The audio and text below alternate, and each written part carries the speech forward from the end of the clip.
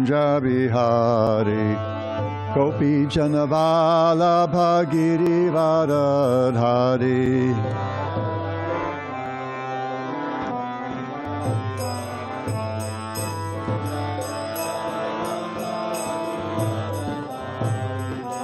Yashoda Nandana Brajajana Ranjana Jamuna Tiravana Chari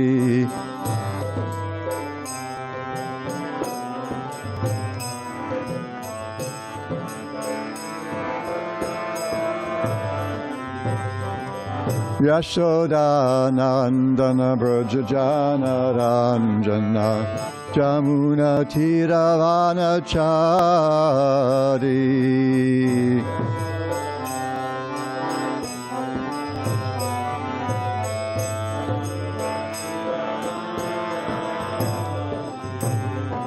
Jai Radha Madhava Kunja Bihari Gopi Janavalabha Girivardhari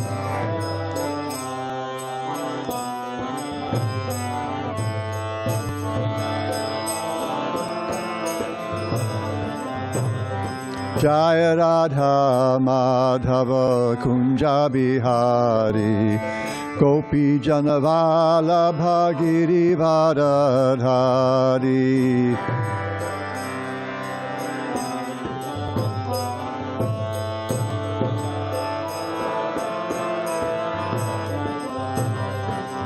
Yashoda Nandana Brajajana Ranjana Jamuna Tiravana Chari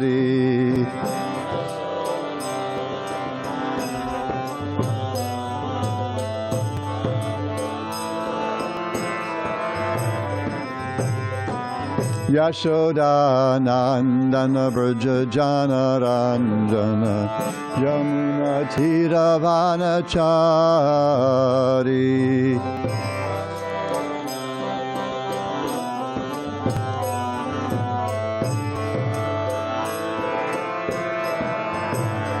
Hare Krishna Hare Krishna Krishna Krishna Hare Hare Hare Rama Hare Rama Rama Rama Hare Hare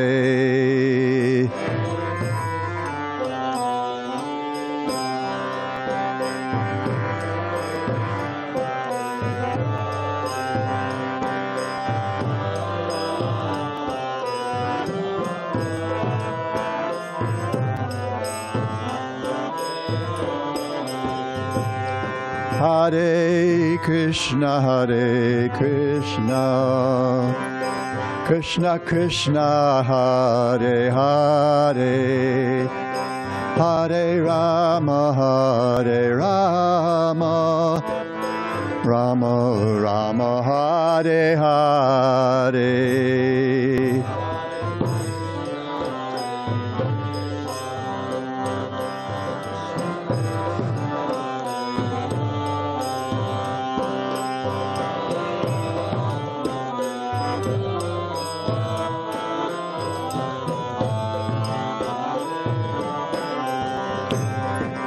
Hare Krishna Hare Krishna Krishna Krishna Hare Hare Hare Rama Hare Rama Rama Rama Hare Hare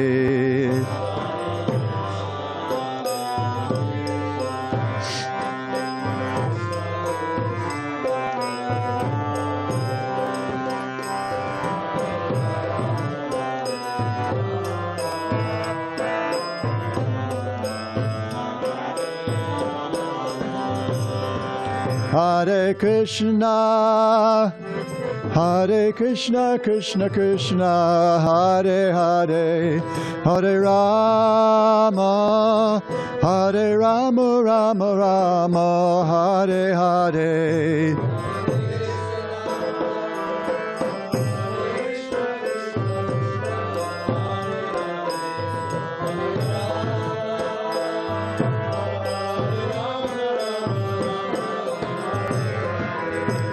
Hare Krishna.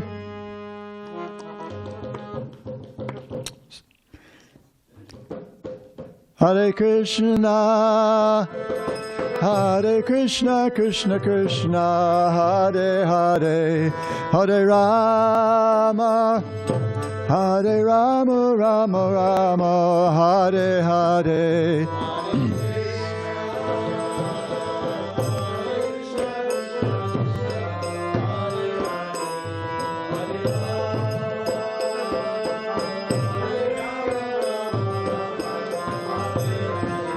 Hare Krishna,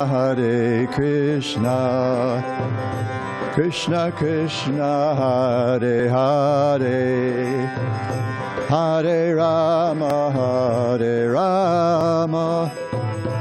Rama Rama, Hare Hare.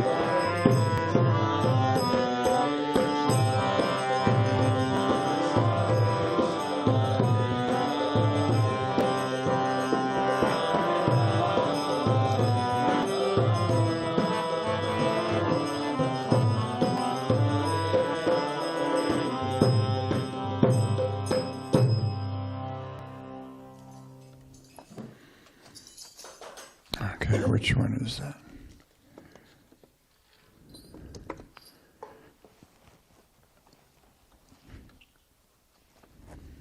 Thank you.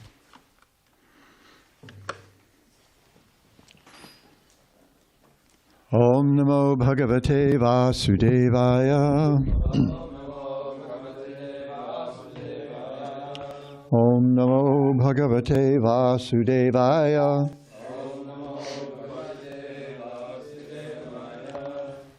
Om Namo Bhagavate Vasudevaya.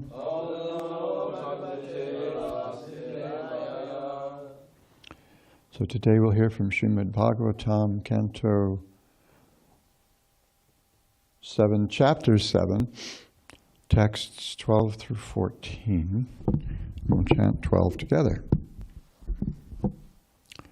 Tato me mataram Rishi Samaniya Nijashrame Ashasye Ho Syatam Vatse Yavat Te Bhartur Agamaha Tato me matarang Rishi Samaniya Nijashrame Ashvaye Ho Syatam Vatse Yabate Bharturagama Tato me matarang Rishi Samaniya Nijashrame Ashvasye Ho Syatam Vatse Yabate Bharturagama Tato me matarang Rishi Samaniya Nijashrame Ashvasye Ho Syatam Vatse Yabate Bharturagama. Others, please.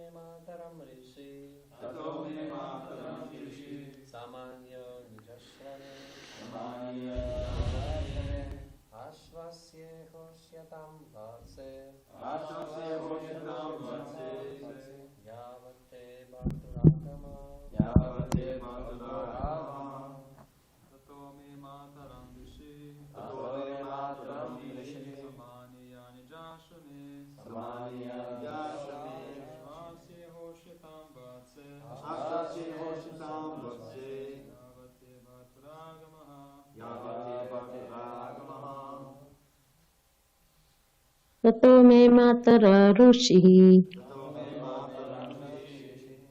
samaniya nijasrame asvasye hoshyatam vatse yavate bharturagamaha. Is that Malati? No. Huh. Oh. Anyone else? Word to word. Tata. Thereafter. My. Mataram. Mother. Rishi. The great saint Nārada Rishi. Samaniya. Bringing. Nija ashrame. To his own ashram. Ashvasya. Giving her assurance. Iha. Here. Rushyatam. Stay. Vatse. My dear child. Does that ring a bell for anybody? Vatse? Sound familiar to anyone?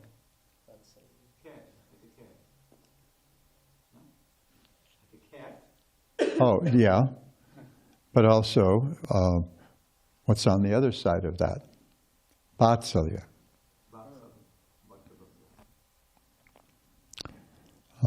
Okay. Yavat, until. Te, your. Bhartu, of the husband. Agama, the coming. Srila Prabhupada's translation. Prahlad Maharaj continued, the great saint Nārada Muni brought my mother to his ashram and assured her of all protection, saying, my dear child, please remain at my ashram until the arrival of your husband. Responsively, please. Prahlad Maharaj continued, the great saint Nārada Muni brought my mother to his ashram and assured her of all protection, saying, my dear child, please remain at my ashram until the arrival of your husband. Text 13. Tatetyavatsi devarsherantike sakuto bhaya yavadaitya patir ghorat tapaso namyavartata. After accepting the instructions of Devarshi Narada, my mother stayed in his care without fear from any direction, as long as my father, the king of the Daityas, had not become free from his severe austerities. And text 14. Rishim paryacharat tatra bhaktya paramaya sati antarvatni svagarbhasya kshemaicha prasuyate. Translation. My mother, being pregnant, desired the safety of her embryo and desired to give birth after her husband's arrival. Thus, she stayed at Nārada Muni's ashram, where she rendered service unto Nārada Muni with great devotion. Srila Prabhupada's purport. It is stated in Srimad Bhagavatam, Matra swasra duhitrava navi viktasano bhavet balavanindriya gramo vidvangsang apikarshati. One should not remain in a secluded place with a woman, even one's mother, sister, or daughter. Nonetheless, although one is strictly prohibited from staying with a woman in a secluded place, Nārada Muni gave shelter to Prahlad Maharaj's young mother, who rendered service to him with great devotion and faith. Does this mean that Nārada Muni transgressed the Vedic injunctions? Certainly he did not. Such injunctions are intended for mundane creatures. But Nārada Muni is transcendental to mundane categories. Nārada Muni is a great saint and is transcendentally situated. Therefore, although he was a young man, he could give shelter to a young woman and accept her service. Haridāsa Ṭhākura also spoke with the young woman, a prostitute in the dead of night, but the woman could not deviate his mind. Instead, she became a Vaiṣṇava, a pure devotee by the benediction of Haridāsa Ṭhākura. Ordinary persons, however, should not imitate. Where did I get lost here? Should not imitate such highly elevated devotees. Ordinary persons must strictly observe the rules and regulations by staying aloof from the association of women. No one should imitate Nārada Muni or Haridāsa Ṭhākura. It is said, Vaiṣṇava kriya mudra vigyena bujhai. Even if a man is very advanced in learning, he cannot understand the behavior of a Vaiṣṇava. Anyone can take shelter of a pure Vaiṣṇava without fear. Therefore, in the previous verse, it has been distinctly said, Devarsharantike sakuto bhaya. Koyadhu, the mother of Prahlāda Maharaj, stayed under the protection of Nārada Muni without fear from any direction. Similarly, Nārada Muni, in his transcendental position, stayed with the young woman without fear of deviation. Nārada Muni, Haridāsa Ṭhākura, and similar ācāryas, especially empowered to broadcast the glories of the Lord, cannot be brought down to the material platform. Therefore, one is strictly forbidden to think that the ācārya is an ordinary human being. Gurushu naramati. Om Ajnanatimirandhasya Jnananjana Shalakaya Chakshuran Militang Yena Tasmai Shri Gurave Namaha. Mukhaṁ karoti vāchalam pangum lankayate girim yat kripatamahang bande Shri Gurun Dinataranam Shri Chaitanya Manobhishtam Stapitang Yena Bhutale Swayam Rupa Kadamahyam Tadati Svapadantikam. Nama Om Vishnu Padaya Krishna Preshtaya Bhutale Shrimate Bhaktivedanta Swaminiti Namine Namaste Saraswati Deve Gauravani Pracharine Nirvishesha Shunyavadi Paschatya Deshatarine Vanchakalpatrubhyascha Kripasindhubhya Evacha Patitanam Pavanebhyo Vaishnavebhyo Namo Namaha. Prahlāda Maharaj continued, the great saint Nārada Muni brought my mother to his ashram and assured her of all protection, saying, my dear child, please remain at my ashram until after the arrival of your husband. After accepting the instructions of Devarshi Narada, my mother stayed in his care without fear from any direction, as long as my father, the king of the Daityas, had not become free from his severe austerities. My mother, being pregnant, desired the safety of her embryo and desired to give birth after her husband's arrival. Thus, she stayed at Nārada Muni's ashram, where she rendered service unto Nārada Muni with great devotion. So, Srila Prabhupada's purport calls attention to the apparently unusual situation. You have an unmarried man, young unmarried man, as Srila Prabhupada describes him in this purport, Nārada Muni, giving shelter to a young woman. And she's the wife of Hiranyakashipu, who had conquered the Devatas. I would not imagine she looked like a frog.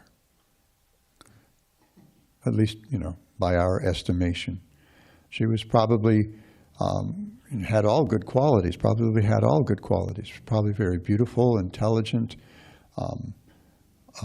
shy, kind, generous, and very attractive in so many ways.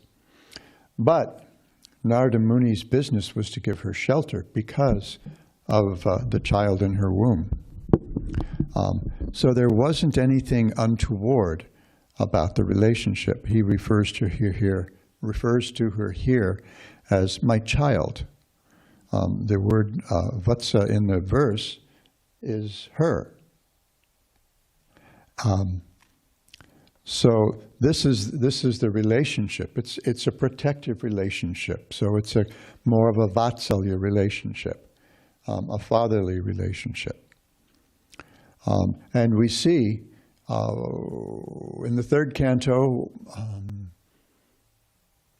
in the chapter on the marriage of Devahuti and Nārada Muni, when Svayambhuva Manu is effectively saying goodbye to his daughter, at one point he refers to her as mother.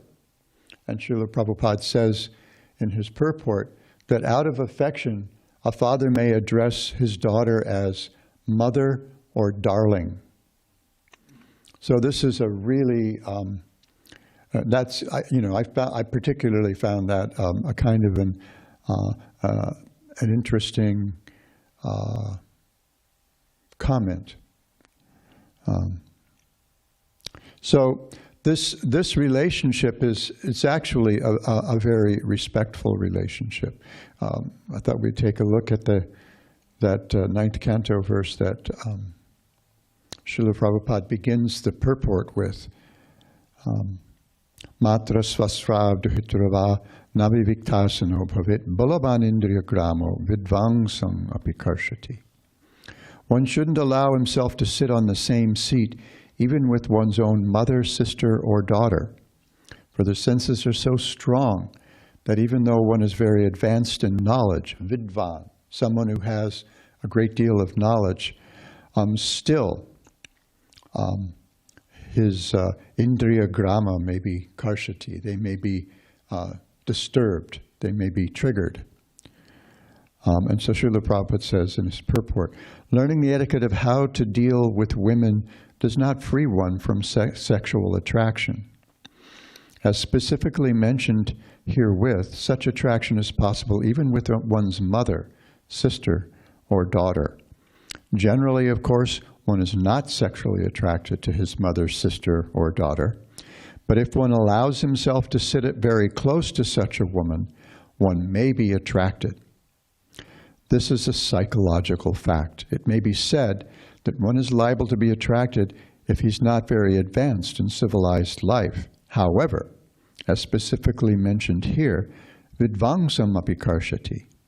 Even if one is highly advanced, materially or spiritually, he may be attracted by lusty desires. The object of attraction may even be one's mother, sister, or daughter. Therefore, one should be extremely careful in dealings with women. Sri Chaitanya Mahaprabhu was most strict in such dealings, especially after he accepted the sannyasa order. Indeed, no woman could come near him to offer him respect. Again, one is warned herewith that one should be extremely careful in dealings with women. A brahmachari is forbidden even to see the wife of his spiritual master if she happens to be young. The wife of the spiritual master may sometimes take some service from the disciple of her husband as she would from a son. But if the wife of the spiritual master is young, the brahmachari is forbidden to render service to her. So this is always a potentially volatile situation. We may not even suspect that there may be some attraction, but if there's too much closeness, that may happen. I mean, it happens, sometimes even to the best of us. It happened apparently with Brahma. This is brought up, I think, in the third canto, and it's just kind of mentioned. And Srila Prabhupada, following Vaiṣṇava Chakravarti Ṭhākura, explains that, of course, this is not our Brahma. who created the universe after hearing directly from Sri Krishna himself and after having shaken hands with him. Prabhupada says, like a friend. But this isn't another kalpa. So, but things can happen, even as the verse says, even to very advanced people. This is King Yayati taking leave of his wife. King Yayati was not at all, as we see in the Srimad Bhagavatam, he was not at all averse to enjoying with his wife. But at a certain point, he realized this is just messy business. It's not nice. It's not cool. So, especially as you get older, it just seems, I guess it seems to get weird. And so he told this allegory of a couple of goats, billy goat and a nanny goat. Prabhupada says he goat and she goat. Sounds kind of really old-fashioned to us, kind of charming. Allen Ginsberg referred to Srila Prabhupada's Hindu granny wisdom in his introduction in his appreciation of Bhagavad Gita as it is. Mr. Ginsberg very much liked Srila Prabhupada, and Prabhupada seemed to be fond of him as well. This is one funny comment. What is it? He said, Mr. Ginsberg thinks that I'm very conservative. He does not know how liberal I am. There's this charming, also very charming instance where you can find it on YouTube if you're interested, where Allen Ginsberg chants Hare Krishna to William F. Buckley. William F. Buckley was from a previous age, one of the leading intellectuals of the conservative movement in America. And he would interview all kinds of people on his TV show, Firing Line, I think it was. Interesting guy. And so at the beginning of an interview with Allen Ginsberg, who was like on the opposites, just like on the opposite end of the spectrum from Bill Buckley. I mean, he was like this wild man poet, beat poet, who, after visiting India, ran around with a little harmonium and he would just play a drone when he chanted. It didn't necessarily have anything to do with even the key that he was chanting in. So he sits there, and for maybe 2 or 3 minutes, he chants Hare Krishna to William F. Buckley. And it's this bizarre scene, and Buckley's very respectful. He sits there and he listens, and he says that is the most unhurried Krishna I have ever heard. I don't know how I got to Allen Ginsberg. Some people my age, we were quite taken with the beats. So how did I get there? I need to retrace my steps, I think. Can anyone help? Oh. You were reminiscing on the relationship between, I guess, Prabhupada and... Oh, I was thinking about the Hindu he goat and the she goat. That's where we were.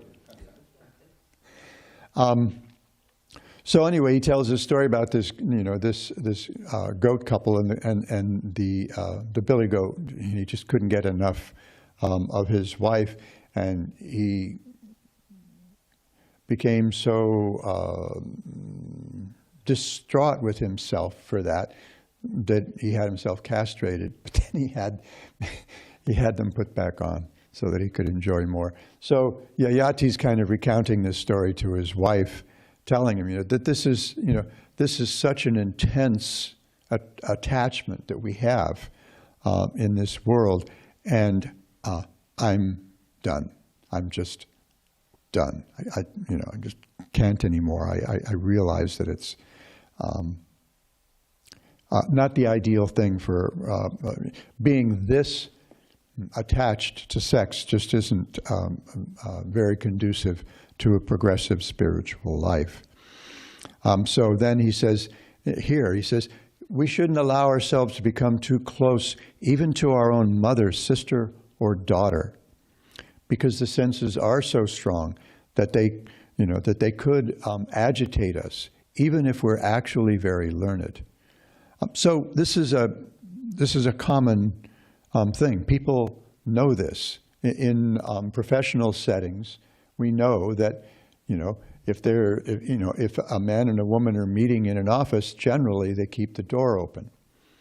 If they ask, I remember once going to see my department chair when I was teaching at Hawaii Community College on the Big Island, and when she asked me to close the door, I thought, uh-oh. But generally, as a professor, my office, when I had office hours or when I was having writing conferences with my students, the door was always open. Always open. That's just how you do stuff, so that there's nothing going on in secret. And this is a problem that occurs commonly, especially in colleges and universities, that there sometimes, especially the professors, sometimes abuse their position of power and may try to initiate some kind of untoward relationship with some of their students. So this is something that we very carefully avoid. And the whole point here is respect. It all comes back, I think, again, to, as Prabhupada puts it here, an advanced civilized life, a progressive society, that we respect each other's position. And if that requires, if that means keeping some distance, then cool. That's fine. That's great. That doesn't mean that there can't be communication. It doesn't mean that there can't be sometimes even somewhat confidential instruction, but it should be conducted in a way that if someone should be able to overhear it and not be disturbed by that. There shouldn't even be. We should conduct ourselves in a way that we don't even arouse suspicion that there might be something inappropriate going on. So, Prabhupada often taught us that that we should address women as mother, and I see that as tied to that Chanaka shloka that Srila Prabhupada often cited. And he especially cited the first pada, the first half line of that, Matrivat Paradareshu. Paradravyani Loshtavat. The whole text is Matrivat Paradareshu, Paradravyani Loshtavat, Atmavat Sarvabhuteshu Yapashyati Sapanditaha. This is how a wise person sees. Matrivat Paradareshu. Any woman other than your own wife should be seen as mother. Why? I don't know of a culture where it's okay for a son to have a romantic or sexual attraction to his mom, or the mom with the son. It just grosses people. I mean, we have this Greek tragedy, the tragedy of Oedipus, who, sent away by his father, rose to be a king, came back, conquered his father, and took his father's wife, and he didn't know that this was his father, and he didn't know that this was his mother.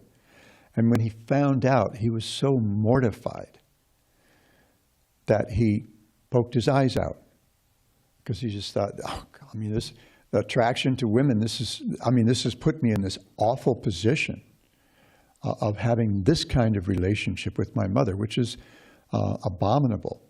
So the mother's untouchable, not mine to enjoy. Well, we enjoy mom as mom, but not mine to enjoy as a sense object, as an object of sexual desire.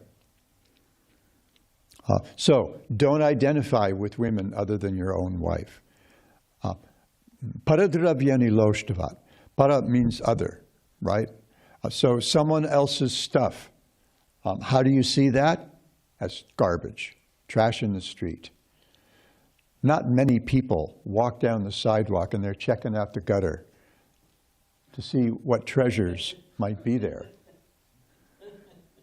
So that's how we should see other stuff. We don't identify with enjoying others' stuff. But Atmavat Sarva Bhuteshu, we can identify with others' experience, with others' suffering and enjoyment. When we see other people suffering, we understand that their suffering is the same as my suffering.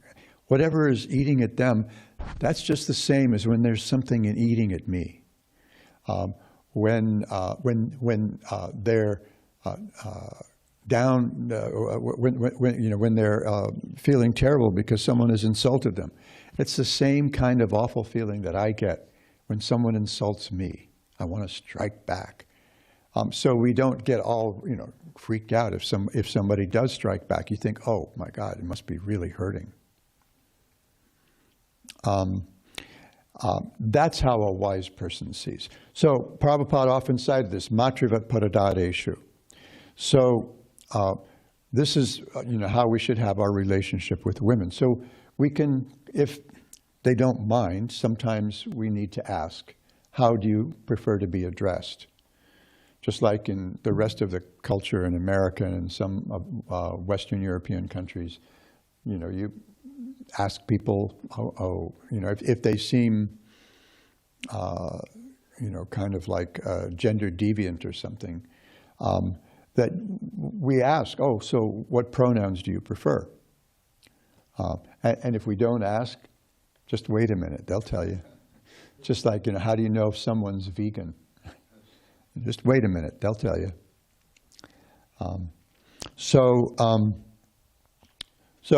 We address others, women as mother, because some women, especially if it's not actually coming from the right place, they're going to get that. They're going to understand that. It's going to feel wrong to them. If you're calling them mother as a way of putting them, making them an other and less than, or something like that, they're going to feel that. But if it's coming from a place of reverence and respect, then they're likely to feel that. Unless there's a bit of an edge, unless they have a kind of a chip on their shoulder, which is probably natural because they haven't been treated very respectfully for much of their life. I'll tell you, I hope if they ever see this, it doesn't embarrass them too much, but my daughters, when they were teenagers, they would find it a little unsettling that middle-aged men would call them Mataji, or mother. They were girls, and these were men, maybe old enough to be their father. And it just felt strange to them. And if you think it's all respect, well, frankly, I'll tell you, one of those men who was all about calling ladies Mataji once called me up and asked me about one of my daughters, which was not too creepy at all. So it's all about respect. There can be affection, but there should also be respect. And if we treat, if we have this kind of relationship, like Nārada Muni here, this is a kind of an unusual situation. Srila Prabhupada refers to, in his purport, to the instance where Haridāsa Ṭhākura was confronted by a lady of the night, a sex worker, a prostitute. And she was engaged by a wealthy landowner. He was living near this village, Benapola, and he had built himself a hut and planted a tulsi tree there, and he was sitting and chanting. And everybody was just happy to have him in the neighborhood. This wonderful saint, he just radiated love for Krishna. Except one. There was one rich dude, Ramchandra Khan, something like that, who decided that he would bring him down. he would give him his what fors. So he engaged a beautiful young prostitute to bring him down. And she approached him. She's very respectful. She says, I really want to get together with you. This is my heart's desire. And she probably said it. She exposed herself a little bit and probably said it in the most charming of ways. And Haridāsa Ṭhākura, I mean, it wasn't like, woman, get thee behind me, Satan, or anything like that. He said, okay, but here's the thing. I have this vow to complete a certain amount of chanting. And so let me just keep chanting. You can just wait, sit here by Tulsi Devi, and you can just keep chanting. And I'll get to you when I'm finished, probably by the end of the night. And when the sun came up and Haridāsa was still chanting, she gave up. And she went back and reported to Ramchandra. Well, it didn't happen, but he seems inclined, so it's tonight for sure. So, don't fire me.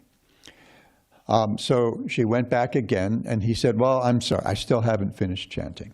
And he's chanting, and sit by Tulsi Devi, and just, listen, here's the deal. I've taken a vow to chant 10 million names a month. And I thought I was going to finish last night. Didn't happen. I'm working on it. I'm probably going to get there tonight. So just wait, and everything will be fine.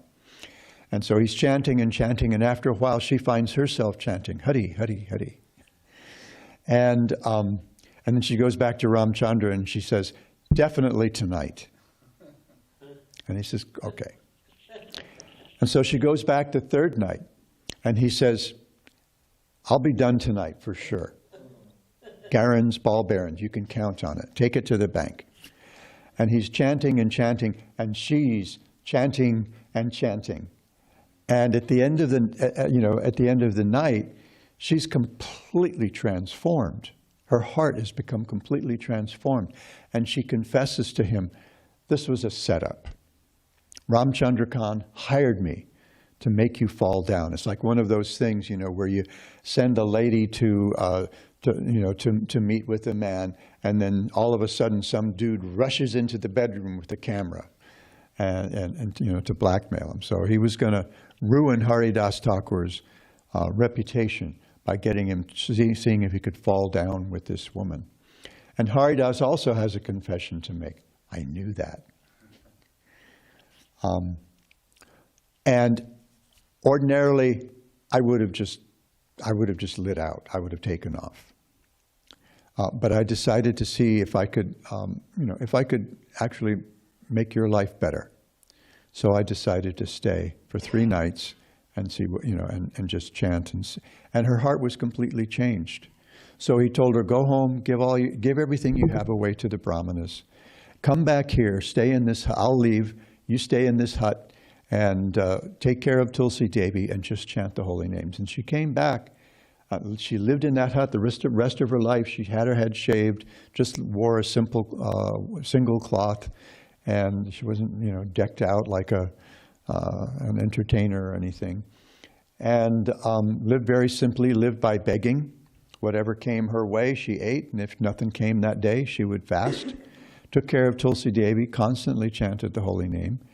And everyone revered, they were amazed at the transformation.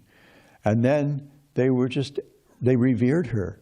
They realized that she was a great saint, and they were happy to see her. So if you have the kind of spiritual strength and absolute detachment, complete detachment that we see in Thakur Haridāsa or in Nārada Muni, then you may find it okay to make such an arrangement. But we see here, Nārada Muni's whole attitude is very fatherly. Even though he's presented as a young man, it's very fatherly. He calls her my dear child. So there's, you know, there simply is no hanky-panky there. But that's not going to be the case for most of us.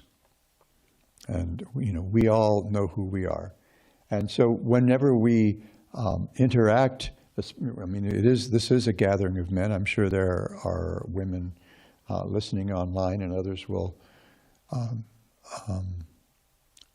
probably listen when it's put up on YouTube. But we should behave very respectfully with others, regardless of who they are. We should be respectful of women. The women can be respectful of men as well. I mean, it's not that the woman is. It's not the woman's fault that men find them attractive at all. Women are who they are, and they're like that for a lot of good reasons. And men are the way we are, mostly for good reasons. I mean, we know who we are, and but if we can actually cultivate this vision that the same Kshirodakashayi Vishnu, who has an expansion living in my heart, also has an expansion living in her heart, or his heart, because some of us are attracted not necessarily to the opposite sex. But whoever we encounter, if we try to relate to them actually as someone who, not that body, but someone who is just like me, pure consciousness, covered over by, you know, all these desires that we've cultivated, these kind of growing out of these samskaras that we've dug, these impressions that we've dug in our chitta in our subtle body for so many countless lifetimes. If we can relate to each other like that, there's always going to be respect. If Atmavat Sarvabhuteshu, if we see, Dharmaraj is just the same as me. And we see this even in Christianity, right? In the New Testament. Jesus teaches. Well, there are two big takeaways from, well, actually plenty of big takeaways, cool takeaways from the New Testament. You got the Beatitudes in the Sermon on the Mount. But you have, and the golden rule that we should treat each other as we would want to be treated. That is probably Aramaic for Atmavat Sarvabhuteshu, right? And then the other one, when he was asked, Rabbi, what's the first commandment? What's the most important commandment? He says, the first commandment is to love God with all your heart, soul, mind, and strength. The second, which is just like it, is to love your neighbor as you love yourself. So if we can see each other as just another consciousness, just another unit of consciousness, yearning for love, lost in this material world, being buffeted by so many desires, then we can be respectful. We're not going to act in a way that's going to inflame those desires. But instead, we'll act and act in a way that encourages them to be yogis.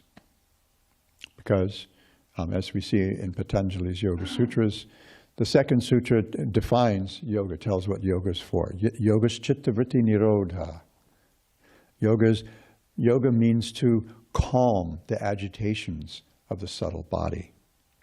And having done so, he says in the third sutra, the seer can live in its own situation. He refers to the Atma there as drashta, the seer. And so if we're acting if we have that kind of respect, then it'll be easy for everybody to be a yogi. And we know what Krishna tells Arjuna at the end of the 6th chapter. Yogi's better than anybody else. So be a yogi. Oh, and by the way, the best of the yogis, are those whose consciousness always abides in me. This is the thread of the Bhagavad Gita. I once heard a rumor that there were some brahmacharis in Eastern Europe following their guru, I guess, preaching that Bhagavad Gita was not a bhakti text. I just cannot. It must have been a completely nuts rumor, started by some malicious person, because I can't imagine how anybody could miss the bhakti in the Bhagavad Gita. Okay, I'll stop there. Quick comments or questions?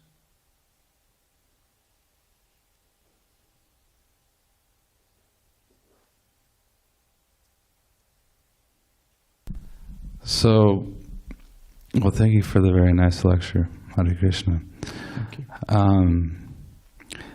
Your lecture makes me think about trying to acquire spiritual strength. What would be the best way to go about doing that?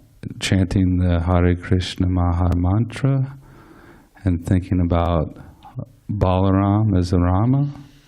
Or how would you go about doing that?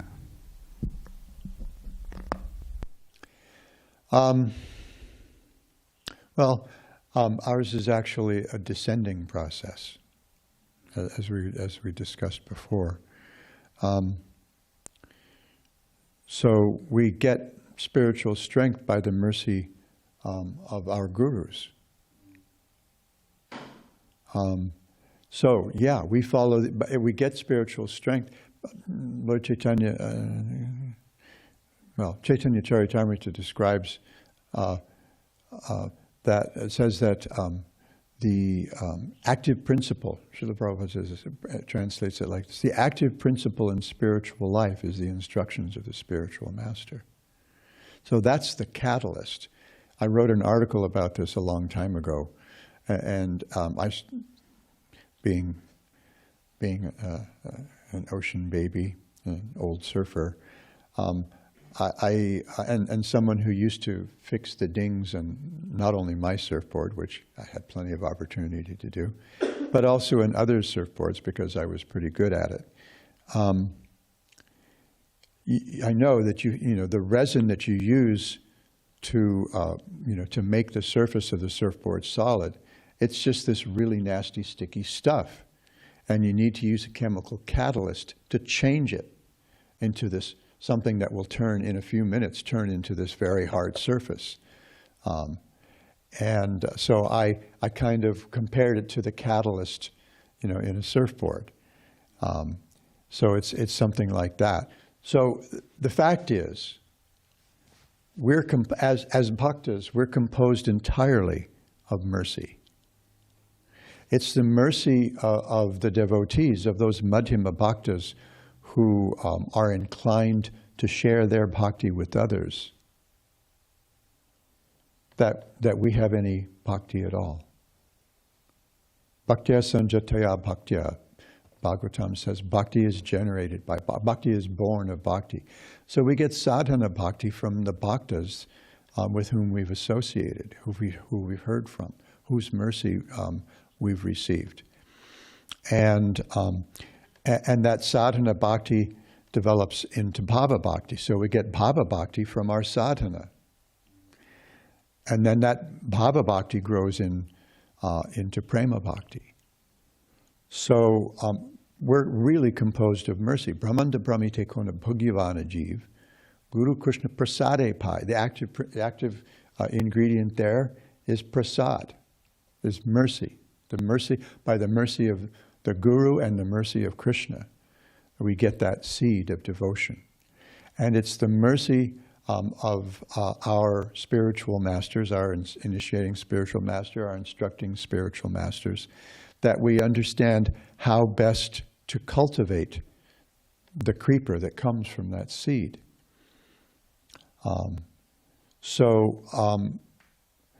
Certainly chanting Hare Krishna, certainly thinking of Balaram can't help.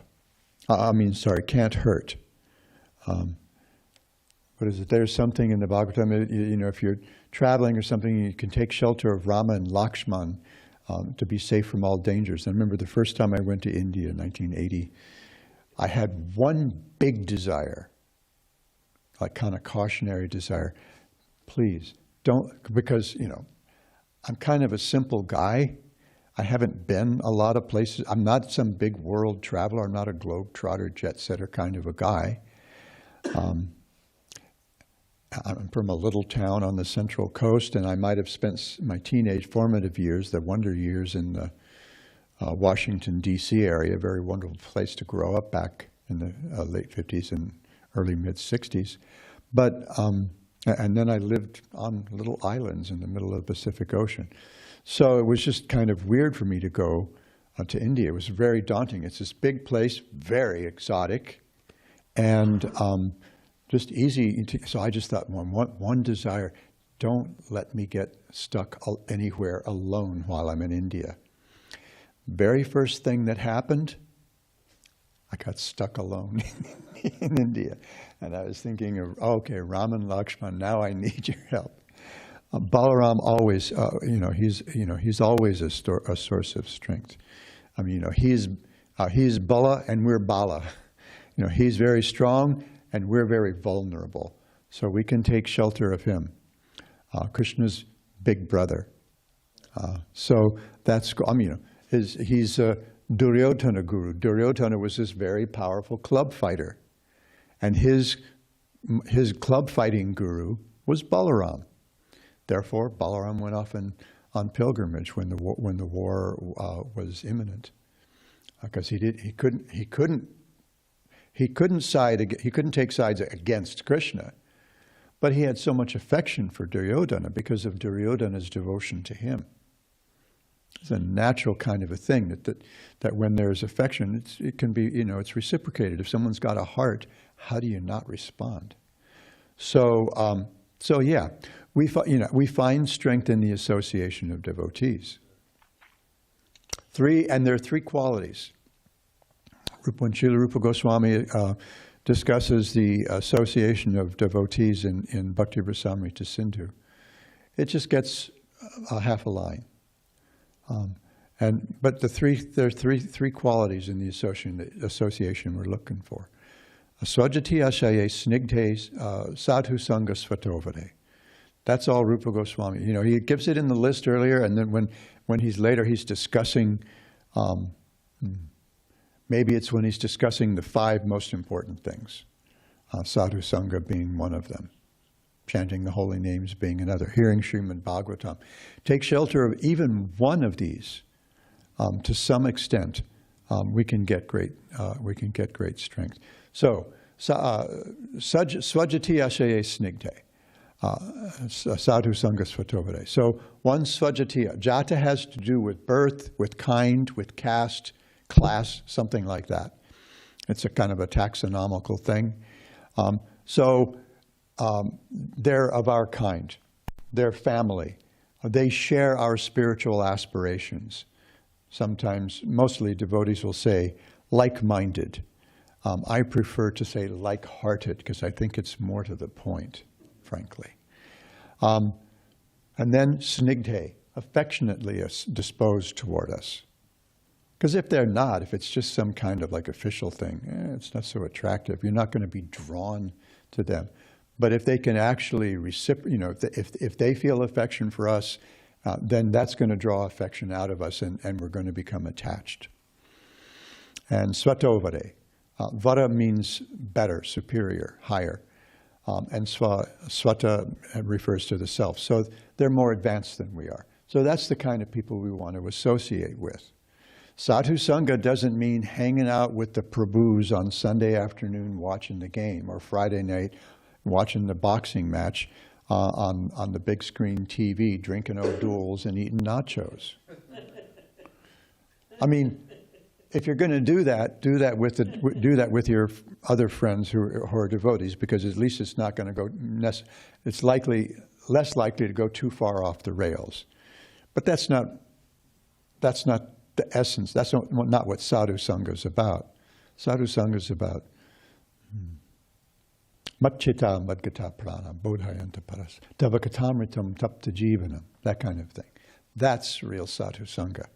We want, just like that poem I read the other day, we want to associate with people who have burned, as Rumi says, burned away their idle fancy and made their lives a sacrifice to the Bhagavatam, so that their life becomes the essence of the Bhagavatam.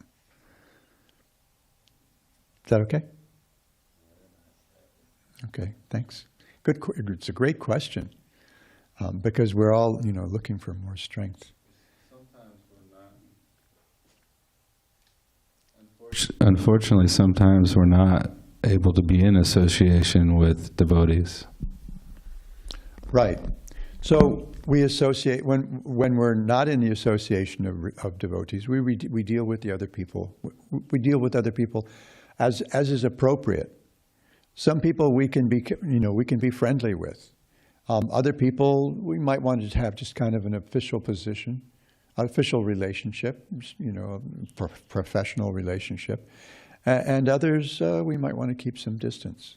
But it all grows out of respect.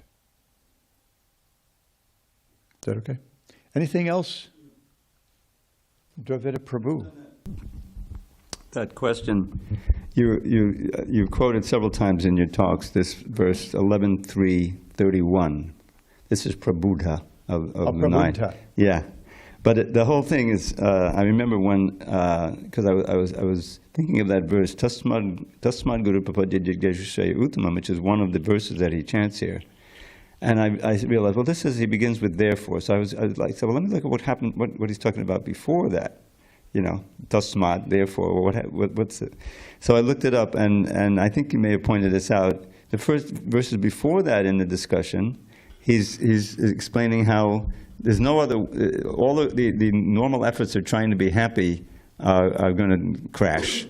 Even go to the heavenly planets, there's still so much rivalry in the heavenly planets, and therefore, Tasma, you should take shelter of a guru. And then the next verses, which includes this famous one, Bhakti Asanjati, which begins Spadantak Smadhyam Jascha. And the one before it is also very instructive. Paraspadano Katatam, Pavanam Bhagavad Yasha, Mita Orati, Mitas Tushti, Nivriti, Mita Atmana. One should learn how to associate with the devotees of the Lord by gathering with them to chant the glories of the Lord. This process is most purifying. Now, just think of kirtan.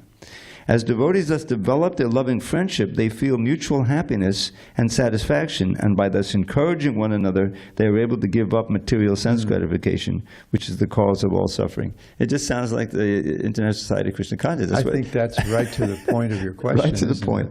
And then what is the source of that verse, Prabhu? That is 11.3.30. Bhagavatam. Thank you. Bhagavatam, yeah. And then the next one has that famous line, Bhakti Asanjati Bhaktya. But let me just continue, because this is, of course, really not much, but he's doing what Prabhupada did in the 5th canto. He's expanding on the translations, putting some purport in there. This is the one that has Bhakti Asanjati Bhaktya.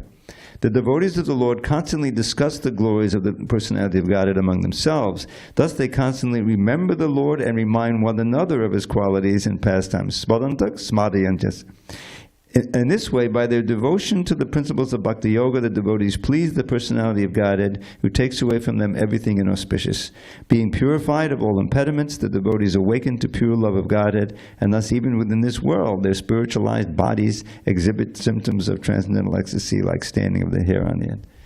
So these instructions by the 9 Yogyanas are just so fabulous and concise. This is one of them. So I would refer my friend Chad to the 11th canto, chapter 3, text beginning in text 30 and 31, and that'll help answer your question. Yeah, Vaiṣṇava Chakravarti Ṭhākura says, because this is following, even if you attain Svarga, there's still going to be rivalry, and then eventually Kshine Punya Murti Lokam Vishanti. And yeah, Hridayananda Maharaj is drawing from this. He says, taking shelter of purifying discussions where there's glorification of the Lord, one will have mutual enjoyment without rivalry. One will have happiness arising from devotion, from association with other devotees. So it all comes down to, what do they say? You can tell a man by the company he keeps. Same thing with the woman, Tell a person's character by the company they keep. And and we become influenced by our environment as well. The Shastras give the example of a clear crystal. If you put a clear crystal in a green box, then it's going to look green. If you put it in a red box, it's going to look red. So, I mean, we choose who we hang out. I mean, that's why sometimes mom and dad might move, because Billy's hanging out with kids who want to be juvenile delinquents. So let's move to the other side. I never asked my parents about this, but when I was 12, we moved from the San Fernando Valley to the Washington, D.C. area. And, my friends and I, who I'd been hanging out with for 3 years, we were all headed in the wrong direction in some ways. Like this is the 1950s, and we wanted to be JDs, juvenile delinquents, because those were the coolest guys in the movies. And the best way to become a JD was to be in a gang, but there weren't any gangs for middle class white boys in elementary school in the San Fernando Valley in 1958. So we made our own. So yeah, the company we keep, it reflects our character to others, but it also influences our character, the environment. That's what it means to be tatastha shakti, that, we're likely to be influenced by our environment. So that strength comes from that matchita madgata prana bodhayanta parasparam. I think it's time.